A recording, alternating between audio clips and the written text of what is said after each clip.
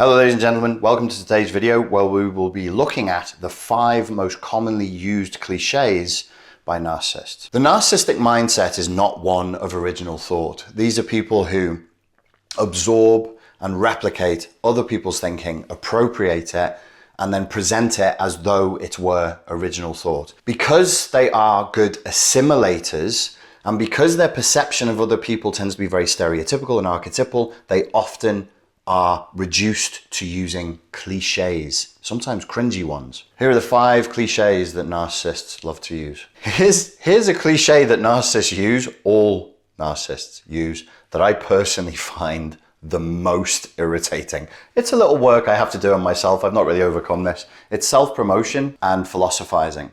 Between philosophizing and self-promotion, what they'll do is they'll go into a diatribe, a mini speech, about themselves, but as a sort of expounding philosophically about who they are. But it's actually covert self-promotion, because they'll say, I'm the type of person who always virtuous behavior X, virtuous behavior Y, virtuous behavior Z. If they're more covert or more of the vulnerable narcissist, they'll imply this. The more grandiose and the more audacious they are, they'll actually come out and say this, and they will make you sit there and listen. I'm the type of person who always, oh, you know me, I'm extremely dedicated to, and then there's some value or virtuous thing. And they talk in this kind of cliched way, which would be embarrassing and cringe-inducing for normal adults because they're children. Essentially, that's a child locked inside an adult's body due to intense trauma and or spoiling when they were very, very young. And that's what creates the narcissistic worldview and this connection to the false self that they've created. So all of this is a kind of self-supply to that false self to aggrandize themselves and be like, yeah, this is who I truly am. And if I can make you listen to it, and I can make you listen to it, and I can write this blog post about it, that's going to make it true. The second cliche that they will frequently use will be, oh, so you're so perfect. So this is one that gets trotted out. I mean, this is the kind of defense that I would expect a 15-year-old going through a temper tantrum to use. But I've heard multiple adult narcissistic types use this as a defense when they're caught out, banged to rights, having done something completely wrong. Instead of having the flexibility, the humility, and the desire for equitable resolution that a normal adult would have, they're allowed to say, yes, okay, I made a mistake there and I apologize. They turn it around and deflect it and go, oh, that's because you, oh, so you're so perfect then. Yeah, you caught me doing something wrong, but it's not like you've never done anything wrong. This was identified as whataboutism. It was a tactic that was often used in Soviet Russia. So if there was any critique of their regime, they would say, but it's called in Latin, tu quoque. That's a logical fallacy. Tu quoque, it means, and what about you? So you can't actually criticize anything about me, because every time you criticize something about me, I'll turn around and go, oh yeah, because you're so perfect. So this cliche is trotted out all the time, shamelessly, barefaced, without so much as a giggle or a blush. Hi folks, hope that you're enjoying the video. Just to let you know, if you want to know more about this and how to overcome narcissistically abusive relationships and to escape them forever, I have a course. It's not an easy course. It takes about 3 months to complete. It's called Unplug from the Matrix of Narcissistic Abuse, and it's available from this link above my head. Thank you. The third cliche that narcissists absolutely love to use is psychoanalysis and mind reading.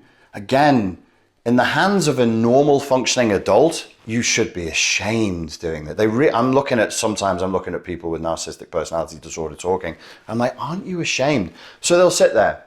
Sometimes you'll get, there's different styles of doing this. So the fake psychoanalysis is they've like read a few blog posts, they've seen a few things on Facebook, they know a few buzzwords, and they'll sit back and they'll stroke their chin and they'll go, this is because you haven't resolved your mother wound, or some other term that they've picked up that they don't actually fully understand, so they can sit back and psychoanalyze you. By the way, it's extraordinary. I notice it's becoming more and more common online in the comment section. This is extraordinarily rude. Even if you don't have narcissistic personality disorder, you must not psychoanalyze strangers. You mustn't psychoanalyze your friends. You shouldn't really be psychoanalyzing anybody. And if you turn around to them and present them with your psychoanalytic view of them, it's incredibly rude. if not narcissistic, to do that. You'll notice as well, of course, they're psychoanalyzing you from this position of superiority. Meanwhile, their entire life is in a shambles. They're absolutely ruined. They're riddled with anxiety, riddled with depression. They do not function in the world. They can't drive. They don't pay their taxes. They can barely tie their shoelaces, but they'll sit back, stroke the chin, and give you their Hannibal Lecter-esque cutting psychoanalysis of who you are. And most embarrassingly and cringe-inducingly, it will also typically be completely wrong, because they cannot see who you are clearly through the sort of the shield that they're viewing through, the shield of the false self, which blurs and distorts everything. It distorts, deletes, and generalizes reality as a self-serving mechanism. The flip side of this coin, it's the same thing but a different style. There might be a more of a spiritual element to this, a fake sort of holistic psychic view of reading you, but it's still mind reading. They're still saying, I know more about you. The message here is, I know you better than you know yourself. Even you don't know what your motivations are, but I do. Well, that automatically puts them, that's not a way for an adult to speak to another adult. That's a vertical power dynamic. That's a parent to a child. I know you better than you know yourself. I know what's good for you. I know myself not at all. It's clearly physically evident that I cannot control my most basic impulses, but I'm going to sit back on my throne and analyze you from on high.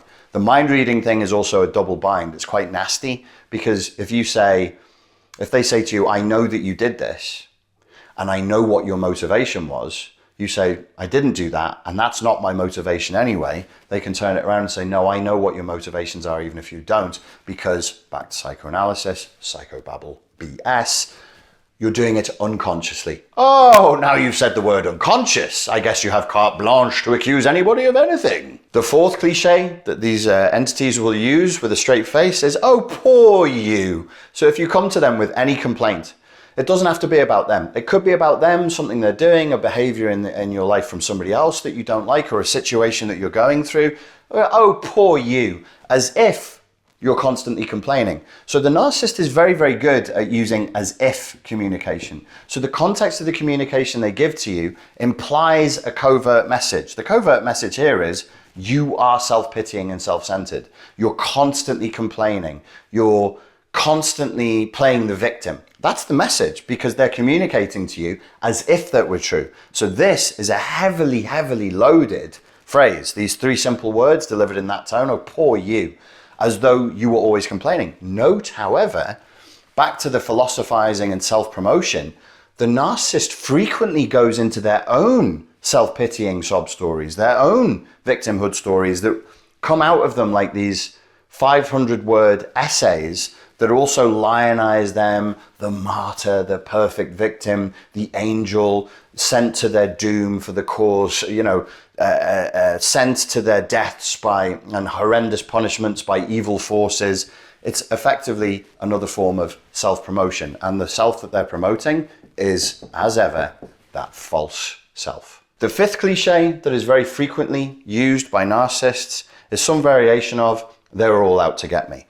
You'll notice in the stories of their lives and in the story of their life today, it's never their fault.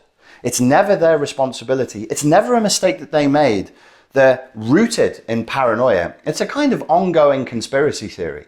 So they're the worst kind of conspiracy theorists, because they really believe that everybody's actions and words is all about them. They can't conceptualize that there's a possibility that people, other human adults, could be thinking and acting on their own motivations completely unrelated to them. They are Rome, and all roads lead back to Rome. It must be about me in order to support my view of myself, the false self, that I'm the center of the universe. So they become paranoid, and they obsess with their own victimhood.